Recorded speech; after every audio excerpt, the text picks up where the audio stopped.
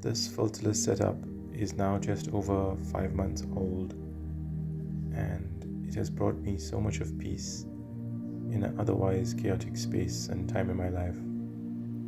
I often come to this space to sit and look and watch nature do what it just naturally does. As long as there's light, as long as there's water, it keeps growing. And it makes me think about sometimes we don't have to force something, but just let it take its course.